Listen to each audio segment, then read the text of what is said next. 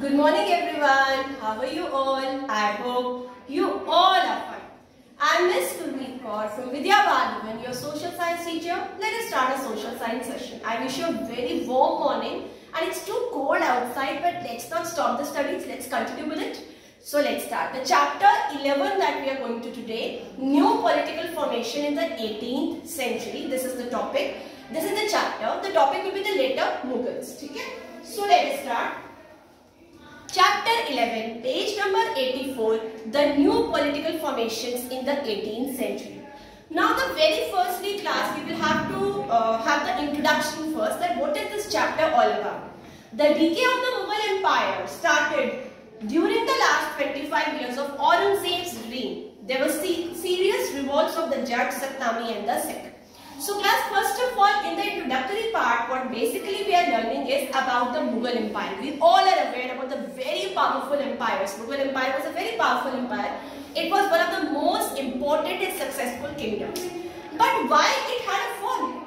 The decay of the Mughal Empire started during the last 25 years, and there were a lot of revolts, there were a lot of rebellions in this empire of the Jat, of the Satnami, of the Sikh with the Mughals. So, the very first come here, the concept is revolt. Revolt you can say, war you can say, rebellion you can say. That is the main thing that happened of Jat, Satnami and the Sikh with the Mughals. The rise of the Marathas in the Deccan also shook the very foundation of the Mughal Empire. At the same point of time, Maratha was also a very big kingdom who had that guts, who had that dare to challenge the Mughals. Though Aurangzeb was a great Mughal emperor, he failed to leave behind a strong and secure empire as he had inherited. Many Mughal emperors were very powerful, but when we talk about Aurangzeb, though he was a Mughal emperor, but he failed. It was his failure to leave a very strong and secure empire after he had inherited. Now let us start with the topic, the later Mughals. As there was no law of succession. Now the main important point class here comes, that is the law of succession. Now what is this law? Let us see. Law of succession basically was a law when the king's power, the king's rule used to carry forward to another able representative of the kingdom. That able representative can be any relative, and definitely 99% was the son. But there was no law of succession among the Mughals. Very strange class, very peculiar.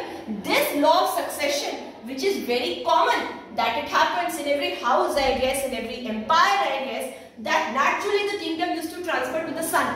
But here in the Mughal Empire, this law of succession was not there. So every time when the king used to die, there was to be a war. A war used to be there among the possible contenders, among the possible candidates for that throne.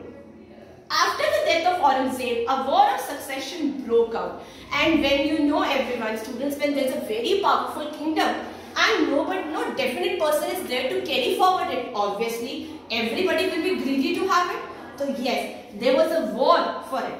After the death of Aurangzeb, a war of succession broke out among all the sons, as well as the eldest son Bahadur Shah came out victorious to succeed him on the Mughal throne. So now, after the death of Aurangzeb, a war was there, that who will be that able representative to carry forward the kingdom. So that broke out among all the sons, and in this the eldest son Bahadur Shah, I repeat, the eldest son Bahadur Shah came out to be of that guts, of that courage, of that victorious nature, who was able to get the Mughal throne. But he could not control the rising power of the Maratha and the Sikh. So here a new concept comes, that was the greed of throne. That was the greed for the throne, for the position. Greed, you all are aware, the Hindi term is lalach. So greed for throne is there. Now, but this Bahadur Shah was not able to control the rising power. He was very powerful, but when he was able to face the Maratha and the Sikh in front of him, his position seriously got shaken away. He died in AD 1712 and was succeeded by his son Jahandar Shah. During this reign, two brothers, Hussain Ali and Abdullah, generally known as the Sayyid brother, they also became very powerful. At that particular point of time during the rule, Hussain Ali, Abdullah and the Sayyid brothers, they were also becoming very powerful.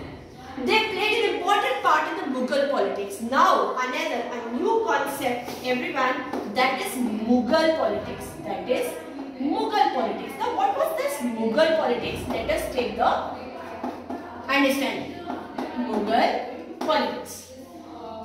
Now, so they played an important part in the Mughal politics. They became kingmakers. They wanted a Mughal king to become a puppet in their hand, and when he refused to do so, tried to become independent. They got him murdered after a brief reign of 10 months.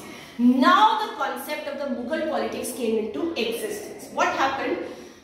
They wanted the Mughal king to become a puppet. These Maratha, these Sikh and the other, the courageous kingdoms which were present at that time, they wanted the Mughals to become a puppet in their hands. Students, all of you know what is the meaning of puppet? Katputli. They wanted these Mughals to become a puppet for them. Whatever they will say, they will, Mughals get up, Mughals will get up. They will say Mughals go out, Mughals will go out. They will say Mughals sit down, they will sit down, like that. They basically wanted Mughals to be a yes man for them. So, they wanted the Mughal king to become a puppet in their hand, and when they refused to do so, they used to try all their politics, all their tactics to teach Mughals a lesson. Then they put his nephew Farooq Sir on the throne. It was during his reign that Banda Bahadur, the daring Sikh general, was captured and tortured to death. It was during this scenario only, it was during this time only, students, this rule only, that Banda Bahadur, he was a very famous Sikh personality, a very courageous person, and he was captured and tortured to death. As he tried to free himself from the yoke of Sayyid brother, he too was put to death. And again, he was trying to get free from the yoke of Sayyid brother, he was again put to death. The next notable king raised to the throne was Muhammad Shah. Now, a new personality came into picture. That personality was Muhammad Shah. The next notable king raised to the throne was Muhammad Shah, whose rule lasted till AD 1748. With the help of some supporters, he was able to overthrow the Sayyid brothers. Now, when the Muhammad Shah came into picture, he was a courageous person, and with his effort, with his hard work, with his personality, with the support, he was able to overthrow the Sayyid brother. But this help cost him dearly as his supporters declared their own independence. In this way, Ali Vardi Khan in Bengal, Saadat Ali Khan in the Awadh, Nizam Mulk in Hyderabad, they all became independent. And slowly and steadily, students, Ali Vardi Khan, Saadat Ali Khan, Nizam Mulk, all of them slowly and steadily became independent. The invasion of Nadir Shah, a great Persian warrior, here a new concept comes: invasion.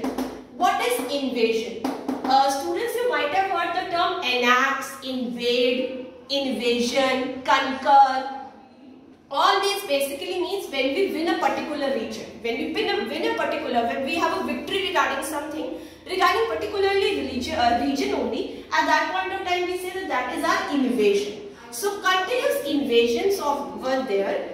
The invasion of Nadir Shah, he was a Persian warrior. His invasion was there, and continuous invasion of Ahmad Shah Abdali were there. They gave a terrible blow to the tottering Mughal Empire and hastened its downfall.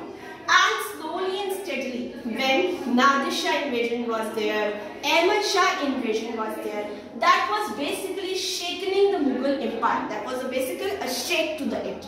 The humiliation that the Mughal rulers suffered. Now here again a new point: humiliation. If basically we understand the concept of humiliation, it's like a pity. It's that position when we feel very bad about something, when someone is humiliating us.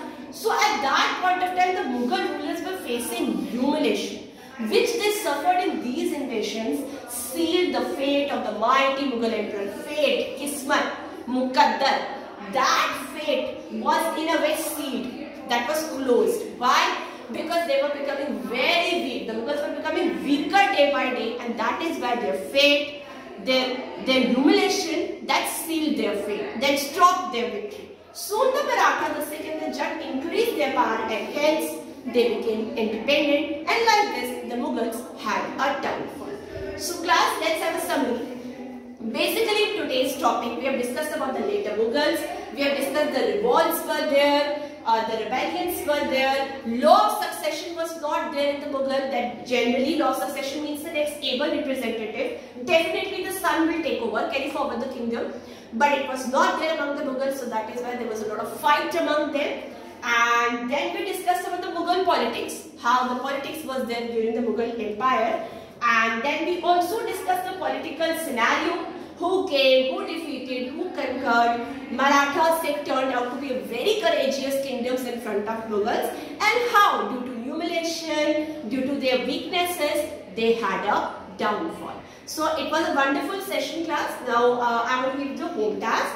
You have to read page 84 and you have to write the key terms of this chapter. Okay?